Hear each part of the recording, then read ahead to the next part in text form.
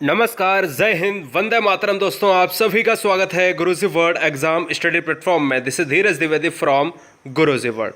दोस्तों, आज की इस वीडियो में बात करेंगे 25 क्वेश्चन जो रहेंगे बिल्कुल सिलेबस के अकॉर्डिंग आपके साइंस के, ठीक है ना।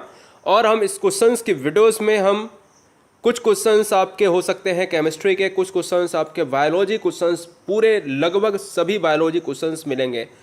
एक आधा क्वेश्चन आपको फिजिक्स का भी मिल सकता है धातु से। तो फिलहाल टेंशन लेने की बात नहीं, पूरी तरीके से आपको 25 क्वेश्चन अपने सिलेबस के अनुसार देख लेने हैं। पहला क्वेश्चन है, प्रोटीन का संश्लेषण होता है। प्रोटीन की बात सर करें, हर बहन, हर भाई, हर गृहिणी से कहना चाहूँगा कि साइंस से आपको बहुत डर लगता है, मुझे आपको पता है, ठीक है ना। और गणित से भी आपको बहुत डर लगता है, लेकिन कब तक डरना है यार। जब पीढ़ियाँ ये पूछेंगी सर आपने क्या किया, तो फिर क्या करोगे। इस क्वेश्चन का राइट आंसर क्या चला जाएगा, ऑप्शन नंबर बी के साथ चला जाएगा, राइबोसोम के साथ चला जाएगा, यानी वी इज राइट वन। अगर क्वेश्चन में आए कि भैया ये बताओ कि भाई ट्रैफिक पुलिस किसको कहा जाता है, तो ट्रैफिक पुलिस के नाम से हम गाल्लिकाय को जानते हैं। हमें अगर क्वेश्चन में पूछे कि ऊर्जा का ग्रह किसे कहते हैं, ऊर्जा यानी पावर हाउस किसे कहते हैं, एनर्जी का पावर हाउस किसे कहते हैं, तो माइटोकॉन्ड्रिया हो जाएगा। प्रोटीन का संश्लेषण कहाँ पर होता है, राइबोसोम हो जाएगा।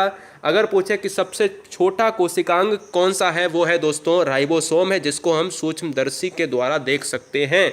फिलहाल जाएगा सर बी के साथ, ठीक है। नेक्स्ट वन की बात करें, क्वेश्चन नंबर 2 आपके स्क्रीन पर ये रहा। दोस्तों, आप याद रखेंगे कि क्वेश्चंस का टिक मारना एक अलग मैटर होता है, क्वेश्चंस को क्लियर करना बहुत बड़ी बात होती है। इसलिए आप परिवार हैं, अगर आप नए हैं इस चैनल पर, हर बहन हर भाई कोशिश यही रहेगी कि चैनल को सब्सक्राइब कर लें। और टेंशन लेने की बात नहीं है, सिलेक्शन बिल्कुल आप समझ लो, अगर 4 घंटे भी पढ़ते हो दिन में तो क्लियर हो जाएगा। कोशिका के अंदर ऊर्जा का निर्माण किसके द्वारा होता है, तो राइट आंसर जाएगा सर माइटोकॉन्ड्रिया। हमने जैसा कि बताया आपको कि पावर हाउस, एनर्जी का पावर हाउस जो कहा जाता है, माइटोकॉन्ड्रिया को कहा जाता है। और राइट आंसर चला जाएगा डी के साथ, ठीक है ना। बहुत अच्छे। नेक्स्ट वन की बात करेंगे, क्वेश्चन नंबर 3 जो बहुत बार एग्जाम में पूछा जाता है, ध्यान दीजिएगा, very very most important question guys. आपातकालीन ग्रंथि है एड्रिनल ग्रंथि, अग्न्याशय ग्रंथि, थाइमस या फिर थायराइड। जब भी हम आपातकालीन ग्रंथि की बात करते हैं तो याद रखिएगा, हम इमरजेंसी ग्लैंड की बात करते हैं तो हमारा एड्रिनल ग्रंथि के साथ चला जाएगा। किसके साथ, एड्रिनल ग्रंथि के साथ चला जाएगा। अच्छी तरीके से इस क्वेश्चन को ध्यान रखेंगे, एड्रिनल ग्रंथि के साथ चला जाएगा। अग्न्याशय की अगर हम बात करेंगे तो दोस्तों यहाँ पर दो तीन चीज़ें आपको याद रखनी है। थायराइड की बात करें तो यहाँ पर जब भी हम आयोडीन की कमी से जो रोग हो जाता है, जिसको हम कहते हैं घेंगा रोग, तो थायराइड ग्लैंड पर जो है अटैक करता है। इस क्वेश्चन की राइट आंसर की बात करें, एड्रिनल हो जाएगा। एक होता है हमारा अमाशय, जो अगर क्वेश्चन में पूछा कि अमाशय में कौन सा एंजाइम होता है, तो आपका हो जाता है पेप्सिन हो जाता है और रेनिन हो जाता है। अग्न्याशय में कौन सा जो है एंजाइम होता है, तो वो हो जाता है दोस्तों कौन सा, ट्रिप्सिन हो जाता है। फिलहाल ऑप्शन नंबर ए के साथ चला जाएगा। क्वेश्चन नंबर 4 स्क्रीन पर ये रहा। भारत का केंद्रीय औषधि अनुसंधान संस्थान कहाँ पर है, लखनऊ में है, दिल्ली में है, बेंगलोर में है या फिर चेन्नई में है। तो सर अगर हम बात करें भारत का केंद्रीय औषधि जो है अनुसंधान संस्थान कहाँ पर है, सुबह 8 बजे की क्लास आपको परमानेंट मिलती है। अगर 8 से लेकर आप रात के 12 बजे तक क्लास देखना चाहते हैं तो समझ लो आप सही प्लेटफॉर्म पे हैं, इसलिए चैनल को सब्सक्राइब कर लो, क्योंकि यहाँ पर रात के 12 बजे तक क्लासेस का सिलसिला थमता नहीं है। राइट आंसर जाएगा सर लखनऊ के साथ। बताना चाहूँगा कि लखनऊ एक उत्तर प्रदेश का पार्ट है, यानी यूपी का पार्ट है। यूपी की राजधानी यानी लखनऊ को हम कहते हैं नवाबों के शहर के नाम से जानते हैं। साथ ही साथ एक और इम्पॉर्टेंट पॉइंट है कि केंद्रीय विश्व अनुसंधान, विश्व अनुसंधान भी कहाँ पर है सर, ये भी आपका लखनऊ में है। केंद्रीय का मतलब होता है जब केंद्रीय लग जाता है तो वो हर परीक्षा में, आपके एग्जाम में, आपके स्टेट लेवल एग्जाम में आने की पॉसिबिलिटी होती है। एक और क्वेश्चन याद रखना, केंद्रीय औषधि संस्थान कहाँ पर है, लखनऊ में है। केंद्रीय जो है विश्व संस्थान कहाँ पर है, लखनऊ में है, ठीक है। और दूसरा है आपका औषधि, तीसरा आपको और याद रखना है, औषधि होगा। तीसरा आपको क्या याद रखना है, बायोटेक्निकल पार्क कहाँ पर है, बायोटेक्निकल पार्क कहाँ पर है, वो भी आपका लखनऊ में है। फिलहाल चला जाएगा फर्स्ट के साथ। क्वेश्चन नंबर 5 स्क्रीन पर ये रहा। माइटोकॉन्ड्रिया का संबंध किससे है गाइस, उत्सर्जन से है, परासरण से है, श्वसन से है या फिर पाचन रस से है। सर जी अगर हम बात करें ऑप्शन नंबर ए उत्सर्जन की बात करें, क्या हो सकता है, बिल्कुल नहीं हो सकता है। परासरण नहीं हो सकता है। पाचन रस की बात करें, नहीं हो सकता है। श्वसन की बात कर सकते हैं। तो इस क्वेश्चन का राइट आंसर चला जाएगा सी के साथ। अब बताना चाहूँगा यहाँ पर क्वेश्चंस की श्रृंखला में अगर आप आ ही गए हो तो मैं बताना चाहूँगा कि पावर हाउस, मैंने आपको 2 बार बताया इस क्वेश्चंस की बात, पावर हाउस, एनर्जी का पावर हाउस किसे कहा जाता है, ऊर्जा का पावर हाउस किसे कहा जाता है, माइटोकॉन्ड्रिया को कहा जाता है। गोल्गी काय को क्या कहते हैं, गोल्गी काय को हम कहते हैं ट्रैफिक पुलिसमैन के नाम से जानते हैं। राइबोसोम को सबसे छोटा कोशिकांग के नाम से जानते हैं। प्रोटीन का संश्लेषण होता है। फिलहाल ऑप्शन नंबर चला जाएगा सी के साथ। क्वेश्चन नंबर 6 की बात करेंगे, हाइड्रोफोबिया रोग होता है। हाइड्रोफोबिया रोग गाइस किसके कारण होता है, आप देखो सभी स्टूडेंट से निवेदन करना चाहूँगा कि 25 क्वेश्चन अगर जिस वीडियो में होते हैं अगर वही आपने नहीं खत्म कर पाए, अगर वही देख के अगर डर कर भाग गए तो फिर फ़ायदा ही क्या है सर पढ़ाने का, ठीक है, या पढ़ने का फ़ायदा क्या है, ना आप ज़िंदगी भर पढ़ेंगे ना हम सर ज़िंदगी भर पढ़ने वाले। तो 25 क्वेश्चन में अगर कितने सारे क्वेश्चन गलत हो जाते हैं तो क्या दिक्कत है, एग्ज़ाम में तो नहीं गलत होंगे, सिंपल सी बात है यार। हाइड्रोफोबिया रोग होता है दोस्तों विषाणु से। मैं आपको बताना चाहूँगा कि हाइड्रोफोबिया में क्या होता है, हम आपको दूसरे लैंग्वेज में बताना चाहें कि अगर आपसे हो जाए, अगर आपको रेबीज़ हो जाता है, अगर आपको रेबीज़ हो जाता है तो रेबीज़ किससे होता है सर, विषाणु से होता है और कुत्ते के काटने से अगर होता है। लेकिन अगर आप कहते हो चलो ठीक है रेबीज हो जाता है, जब भी आपको कुत्ता काट लेता है तो हमेशा याद रखना है आपको पानी से डर लगने लगता है। फोबिया मीन्स होता है डरना, हाइड्रो मीन्स होता है रूट वर्ड है पानी का। तो याद रखना है जिस वर्ड में आपको हाइड्रोफोबिया हो जाए यानी फोबिया लग जाए तो समझ लेना उसका मतलब होता है डरना। जैसे एक होता है जीनोफोबिया, जीनोफोबिया का मतलब होता है फोबिया मीन्स डरना, जीनो मीन्स होता है अजनबी, अजनबियों से डरने का मतलब होता है जीनोफोबिया। हाइड्रोफोबिया विषाणु की बात कर रहा है। एक और चीज़ मैं बताना चाहूँगा, इवोन विस्की जो है विषाणु के खोज करता है, जीवाणु के खोज करता कौन है, ल्यूवेन हॉक है, ठीक है, ल्यूवेन हॉक हो जाएंगे। एक बार और बताना चाहता हूँ कि प्रोटोजोआ से जो रोग होता है उसका नाम होता है दोस्तों मलेरिया होता है। कई बार एग्जाम में क्वेश्चन आता है मलेरिया किससे होता है, तो प्रोटोजोआ से होता है, ना कि कवक जीवाणु विषाणु से होता है। क्वेश्चन नंबर नेक्स्ट की बात करें, क्वेश्चन नंबर नेक्स्ट हमारे स्क्रीन पर रहा है 7वां। कौन सा खनिज लवण शरीर में बहुतायत मात्रा में पाया जाता है, लोहा, कैल्शियम, सोडियम, फास्फोरस। अगर हम बात करें क्वेश्चन नंबर 7 की, तो कौन सा खनिज लवण शरीर में बहुतायत मात्रा में पाया जाता है, तो इस क्वेश्चन का राइट आंसर जाएगा सर जी कैल्शियम के साथ चला जाएगा। क्या सर, कैल्शियम के साथ चला जाएगा, ऑप्शन नंबर बी। हड्डियों की बात करो, दांतों की बात करो, कैल्शियम। देखिए अगर हम आपको बात करें ना लोहा ब्लड का एक बहुत बड़ा जो है भार, जो अपने जो भार होता है शरीर का, वो सर बहुत बड़ा जो है क्या होता है, एक तत्व होता है, घटक होता है शरीर में। लोहा को हम Fe कहते हैं और Fe पार्ट जो है शरीर में बहुत इंपॉर्टेंट होता है।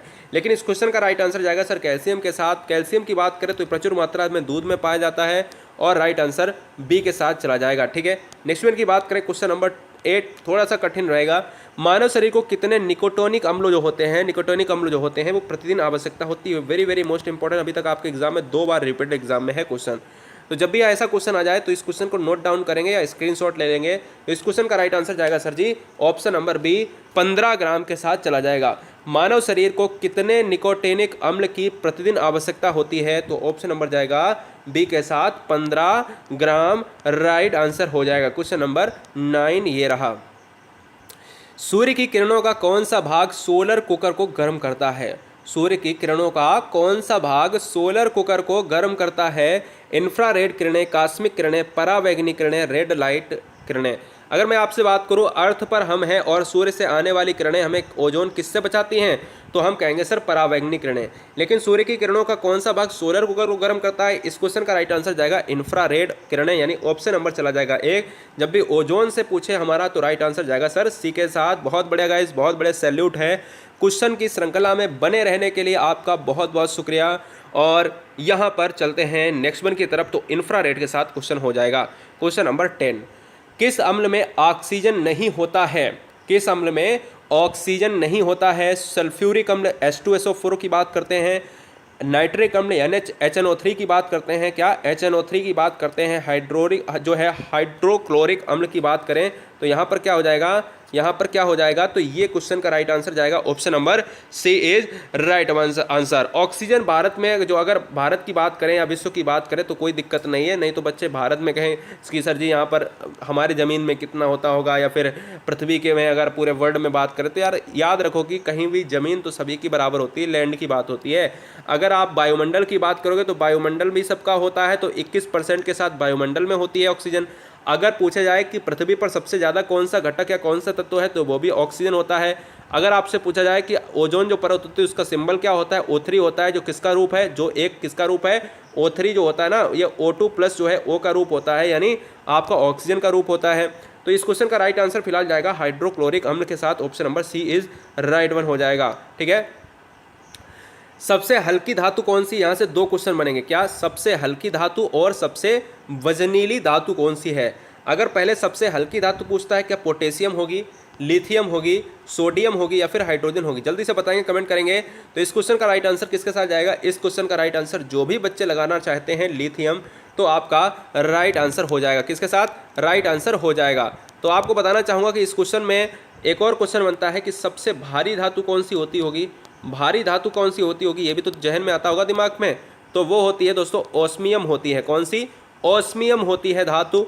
ओस्मियम लिखा कैसे जाएगा, हिंदी में आपको मैं लिख के दिखा दे रहा हूँ, ओस्मियम, क्या सर, ओस्मियम धातु जो है सबसे भारी धातु है, हल्की धातु आपका लिथियम के साथ चला जाएगा।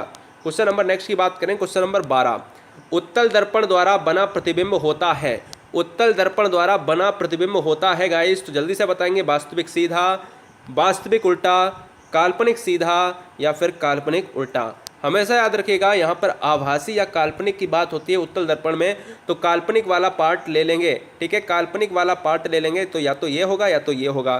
तो एक चीज़ और याद रखने, उत्तल दर्पण में हमेशा सीधा बनता है ना कि उल्टा बनता है, तो किसके साथ जाएगा, option number C is right answer. बहुत बढ़िया साहब, जबरदस्त, बहुत अच्छे, क्या बात है सर, सैल्यूट है आप सभी को। और क्वेश्चन नंबर लेना चाहेंगे 13 स्क्रीन पर, ये थोड़ा सा कठिन रहेगा। ध्वनि की पिच यानी तीक्ष्णता का निर्धारण होता है, ध्वनि की पिच यानी तीक्ष्णता का निर्धारण होता है, किससे होता है, गति से होता है, आयाम से होता है, आवृत्ति से होता है, प्रबलता से होता है। तो इस क्वेश्चन के राइट आंसर की बात करें तो ऑप्शन नंबर किसके साथ जाएगा, जो आंसर बच्चे लगा रहे हैं सी भैया, सी लगा रहे हैं, वो बिल्कुल क्या है ना, वो बिल्कुल भैया क्या है, राइट आंसर हैं। ठीक है ना। क्वेश्चन नंबर नेक्स्ट वन की बात करें, क्वेश्चन नंबर 15, भारत में श्वेत क्रांति का जनक किसे कहा जाता है। श्रृंखला 10 बजे रात की श्रृंखला में भी आपका बहुत बहुत स्वागत रहता है, क्योंकि वहां पर क्वेश्चन थमते नहीं हैं, व्याख्या थमती नहीं है। सोने से पहले जीके का खजाना, रात के 10 बजे भूल न जाना आना। जी हाँ, तो बहुत बढ़िया, यहाँ पर पूरे दिन आपको क्लासेस मिलती हैं। भारत में श्वेत क्रांति का जनक किसे कहा जाता है गाइस, तो इसलिए राइट आंसर जाएगा सर, श्वेत क्रांति बोले तो दुग्ध क्रांति मैं कह सकता हूँ, हरित क्रांति बोलता तो मैं MS स्वामीनाथन लगा देता।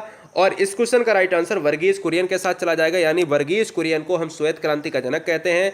हरित क्रांति का जनक किसे कहते हैं, हरित क्रांति का जनक कहते हैं भारत में MS स्वामीनाथन को, और विश्व में किसे कहते हैं, विश्व में नॉर्मन बोरलॉग को कहते हैं। ये भी याद रखेंगे। ठीक है, 1 जून को हम दुग्ध दिवस की बात भी कर लेते हैं। फिलहाल नीचे आंसर गलत दिया है, टेंशन मत लेना, वर्गीज कुरियन के साथ आंसर जाएगा। चलते हैं क्वेश्चन नंबर नेक्स्ट पर। बहुत बढ़िया, चैनल को सब्सक्राइब गाइस कर लेना, क्योंकि आप हमारा परिवार हैं। सब्सक्राइब करें और प्यार के रूप में हमें लाइक जरूर दें, क्योंकि यही लाइक आपका बताएगा कि आपने कितना हमें प्यार दिया है। क्वेश्चन नंबर 16, क्वेश्चन नंबर 16 की बात करेंगे।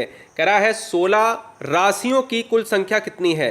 राशियों की सर कुल संख्या कितनी है, क्वेश्चन में 16 नंबर कह रहा है सर राशियों की। आप जो ज्योतिषी के अनुसार राशियां देखते हैं सर, वो बात कर रहा है।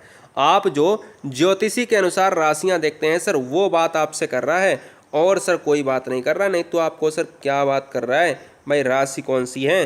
तो भैया जी मैं अगर आपसे बात करूँ ना राशियाँ, तो हमारे अगर हम बात करें पूरी तरीके से पूर्वजों से लेकर आती हुई जो राशियां हैं वो हैं सर पूरी 12। ठीक है, पूरी 12 राशियां हैं। आपकी राशि कौन सी है, कमेंट मुझे जरूर करें। मेष राशि, वृष राशि, मिथुन राशि, कर्क राशि, सिंह राशि, कन्या राशि, तुला राशि, वृश्चिक राशि, धनु राशि, मकर राशि, कुंभ राशि, मीन राशि। तो ये 12 राशियाँ हैं। यही राशियाँ आपके यहाँ पर क्वेश्चन में पूछी गई हैं। क्वेश्चन नंबर 17, गेहूँ का खाया जाने वाला भाग कौन सा है। तो आप कह दोगे गेहूं का खाया जाने वाला भाग बीज होगा, है ना, यही कहोगे ना। लेकिन यहाँ पर ऑप्शन हैं भ्रूण हैं, भ्रूण कोष हैं, भ्रूण कोष नहीं भ्रूण पोष होता है। क्या होता है सर, भ्रूण पोष होता है सर। ठीक है, भ्रूण पोष है, केवल बीज या फिर पूरा फल। तो दोस्तों इस क्वेश्चन का राइट आंसर जाएगा भ्रूण पोष ही खाया जाता है, याद रखेंगे। और इस क्वेश्चन का राइट आंसर जाएगा सर बी, राइट वन हो जाएगा। ट्रिटिगम सटाइवम होता है, इसका वैज्ञानिक नाम होता है होमो सेपियंस, वैज्ञानिक नाम होता है मनुष्य का।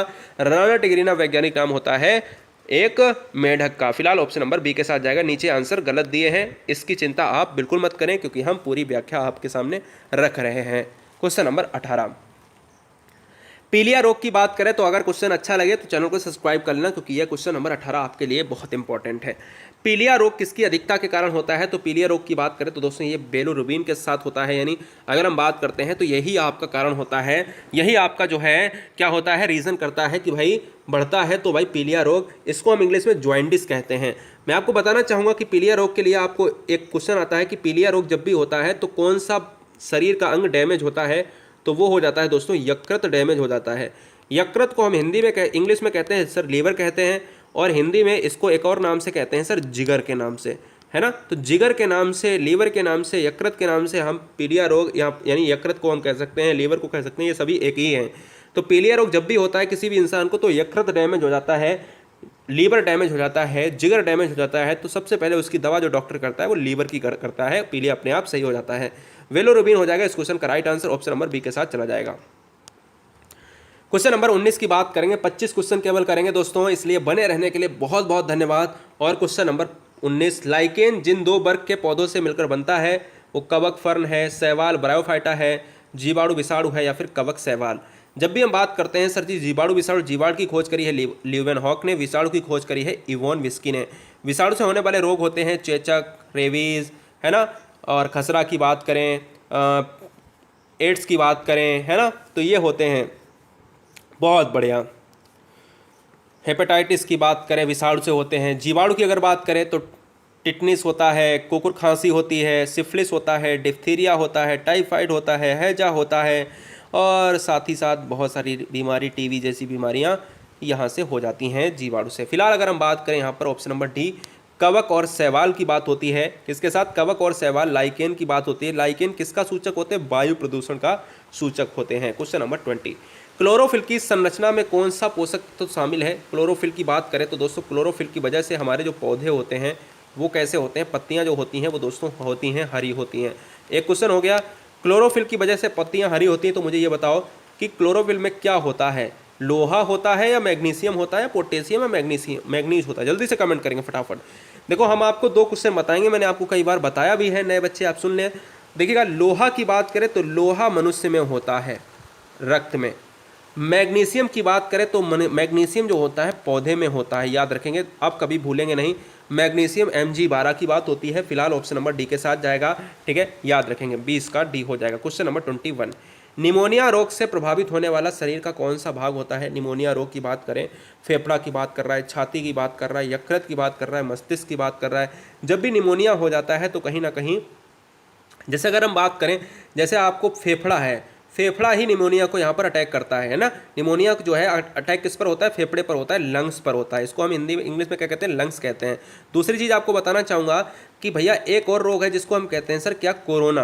कोरोना भी क्या है सर? कोरोना एक रोग होता है जो भी हमारा किस पर करता है सर? फेफड़े पर भी आपका ये डिजीज़ है, यानी आप जानते हो ना, फेफड़े पर ही करेगा। समझ रहे ना, इस चीज़ को याद रखना है। ये कैसा है? ये वायरस डिजीज़ है जो चाइना के वुहान शहर से आया था, जिसका जो ऑफिशियल नेम है वो है सर कोविड-19, यानी को से कोरोना, बी से वायरस, डी से डिजीज़, और 2019 में आया था। फिलहाल ऑप्शन नंबर चला जाएगा एक के साथ। क्वेश्चन नंबर 22, मेरीकल्चर में किसका उत्पादन किया जाता है?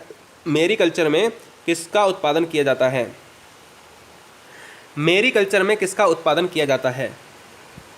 बहुत बड़े। तो दोस्तों अगर हम बात करें मेरीकल्चर की बात कर रहे हैं तो याद ये रखना है गाइस, क्या रखना है? बहुत बढ़िया, क्या बात है। तो इस क्वेश्चन में ध्यान देने वाली बात यह है दोस्तों कि भाई मधुमक्खी की बात करेंगे? नहीं, बिल्कुल नहीं। पोमोकल्चर की बात होती है, फूलों की। समुद्री जीव की बात हो जाती है, तो दोस्तों मेरीकल्चर हो जाता है। क्वेश्चन नंबर 23, लाल रक्त कणिकाओं का जीवन काल। लाल रक्त कणिकाओं का मतलब होता है दोस्तों RV और C। RV और C की बात हो रही है तो हम कह सकते हैं रेड ब्लड कार्पल्स होता है। 120 घंटा, 120 दिन, 120 सप्ताह या 1 साल। इस क्वेश्चन का जो राइट आंसर जाएगा वो चला जाएगा 120 दिन के साथ। जब भी हमसे बात करें, ध्यान दीजिएगा, जब भी हमसे बात करें WBC की, वाइट ब्लड सेल्स की, तो ये सर होते हैं 2 से 4 डेज, 2 से 4 दिन की बात होती है। WBC काम करते हैं आपके रोग प्रतिरोधक क्षमता के बढ़ाने या घटाने की बात होती है। अगर WBC की कमी है तो कोरोना जैसे रोग आपको हो जाएंगे फटाफट, क्योंकि WBC अगर कम है आप में तो आपको जल्दी से जुकाम होगा, जल्दी से बुखार होगा, और एड्स का रोग भी इससे बहुत जल्दी लग जाता है, क्योंकि रोग प्रतिरोधक क्षमता पर ही डिपेंड करता है एड्स का रोग। फिलहाल अगर हम बात करेंगे क्वेश्चन नंबर बी, यानी 23 का क्या हो जाएगा, बी हो जाएगा 120 दिन। क्वेश्चन नंबर 24, हमारे हृदय का औसतन वजन कितना होता है। हमारे हृदय का औसतन वजन कितना होता है। हृदय में 4 कोष्ठक की बात होती है, बायां निलय, दायां अलिंद, बायां अलिंद, दायां निलय। ठीक है, हृदय की बात करें तो हृदय में एक और इम्पोर्टेंट होता है, एक ईसीजी होता है, इलेक्ट्रोकार्डियोग्राम की बात होती है। अगर पूछे कि ईसीजी किससे संबंधित होता है, हृदय से संबंधित होता है, और एक और होता है ईईजी किससे संबंधित होता है। तो ईईजी जो संबंधित होता है दोस्तों वो होता है ब्रेन से संबंधित होता है, मस्तिष्क से संबंधित होता है। 2 चीज़ें पूछी जाती हैं। हमारे हृदय का औसतन वजन कितना होता है। हमारे हृदय का औसतन वजन होता है 280 से 300 ग्राम होता है। तो मुझे कम वाला नहीं लगाना है भैया, 300 ग्राम हमेशा आपके एग्जाम में पूछा जाता है, तो याद रखना है ऑप्शन नंबर चला जाएगा भैया यहाँ पर 300 के साथ चला जाएगा। किसके साथ, 300 के साथ चला जाएगा। अब बहुत सी परीक्षाओं में इसको 340 भी माना जाता है, तो इसलिए घबराने वाली बात नहीं। जब भी एग्जाम में आपको आएगा क्वेश्चन तो इस तरीके से क्वेश्चन दिया होगा, जैसे 340 दिया है, 280 दिया है, ठीक है ना, 440 दिया है, ठीक है, 500 ग्राम दिया है, तो आपको क्या लगाना होगा, आपको फिर 340 लगा देना है। जब ऑप्शन में आपको 300 दिया है, 360 दिया है, ठीक है ना, 420 दिया है, 500 दिया है, तब आपको क्या लगा देना है, तब आपको 300 लगा देना है, क्योंकि 360 एक ज़्यादा कंडीशन की बात हो जाएगी। तो हमें क्या याद रखना है, हमें 280 से लेकर वो 340 ग्राम तक हो जाएगा। अगर आप 340 भी लगा रहे हैं तो भी सही है, 300 ग्राम लगा रहे हैं तो भी सही है, क्योंकि ये ऑप्शन मैंने इसको यहाँ पर टच किया है। ठीक है, मैंने टच किया है, लेकिन इस क्वेश्चन का जो आंसर जाएगा वो 300 ग्राम के साथ चला जाएगा। अब हम चलते हैं क्वेश्चन नंबर नेक्स्ट पर। क्वेश्चन नंबर नेक्स्ट क्या है, 25। नीचे आंसर पर बिल्कुल मत जाइएगा। क्वेश्चन नंबर 25 की बात करेंगे। बादलों पर किस रासायनिक का छिड़काव कर कृत्रिम वर्षा कराई जाती है। बादलों पर किस रसायन का छिड़काव कर कृत्रिम वर्षा कराई जाती है। Silver iodide, potassium bromide, silver iodide. 2 question हो गए क्या, नहीं, सिल्वर क्लोराइड है ये, और ये आयोडाइड है। ठीक है, तो फिलहाल अगर बच्चे ने जो भी आपने पढ़ नहीं पाया होगा, अगर इसको आपने लगा दिया तो आप बिल्कुल गलत हैं। अगर आपने सिल्वर आयोडाइड लगाया है तो बिल्कुल सही है, क्योंकि सिल्वर आयोडाइड से आप बारिश भी करवा सकते हैं, पानी भी बरसा सकते हैं, बादल भी बनवा सकते हैं। राइट आंसर जाएगा सर सी के साथ। तो भैया ये बताओ कि कितने क्वेश्चन आपके सही हुए हैं। चैनल को दोस्तों सब्सक्राइब कर लो, साथ ही साथ चैनल को क्या सब्सक्राइब करना बहुत इंपॉर्टेंट है। भैया आपने प्यार में मुझे लाइक नहीं दिया है, भाग तो आप जा ही रहे हो, कोई बात नहीं है, लेकिन बेल आइकन को जरूर प्रेस करके जाना। और गुरुजी वर्ल्ड के टेलीग्राम से जुड़ने के लिए GURAGI एक स्पेस WORLD सर्च करें। गुरुजी वर्ल्ड के टेलीग्राम से जुड़ने के लिए आपको ये लोगो मिल जाएगा, फटाफट जुड़ जाए। जय हिंद, वंदे मातरम, आदाब, सत श्री अकाल, जय महाकाल, इंकलाब जिंदाबाद। Love you guys, thanks for watching video. Guruji world exam study, इंकलाब जिंदाबाद।